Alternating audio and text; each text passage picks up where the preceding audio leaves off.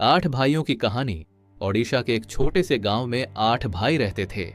घर भले ही साधारण मिट्टी और खपरेल का था, लेकिन उसमें भाईचारे और हंसी खुशी की कोई कमी नहीं थी। सबसे छोटा भाई 10वीं कक्षा में पढ़ता था। उसकी किताबों और सपनों में गांव से बाहर की दुनिया बसी रहती थी। समय बीता और गांव में गणेश पूजा का पर्व आया। पूरे गांव में उत्साह छा गया। आठों भाइयों ने मिलकर चंदा इकट्ठा किया। छोटे बड़े सभी जंगल से लकड़ियां काटकर लाए। शाम तक तंबू खड़ा किया और पूरे दिल से गणेश जी की स्थापना की।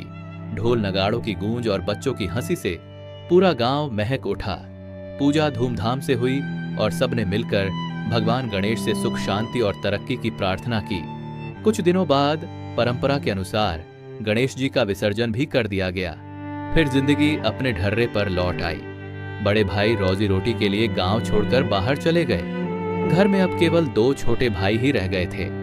दोनों में गहरी दोस्ती थी, सिर्फ खून का रिश्ता नहीं, बल्कि एक दूसरे की हंसी खुशी और दर्द का सहारा। एक दिन गांव में मेला लगा। रंग बिरंगी दुकानों और झूलों की आवाज सुनकर दोनों का मन भी मचल गया। वे हंसते खिलखिलाते मेले का आनंद लेने निकल पड़े। दिन भर घूमे, मिठाई खाई, झूले झूले और गांव की चहल पहल का मजा लिया। लेकिन किस्मत को शायद कुछ और ही मंजूर था। लौटते वक्त रास्ते में एक हादसा हो गया। दोनों भाई उस दुर्घटना में दुनिया से चले गए। गांव में शोक की लहर दौड़ गई। घर जो कभी आठ भाइयों की हंसी से गूंजता था, अब सन्नाटे में डूब गया। माँ बाप की आंखों से आंसू थमते नहीं थे।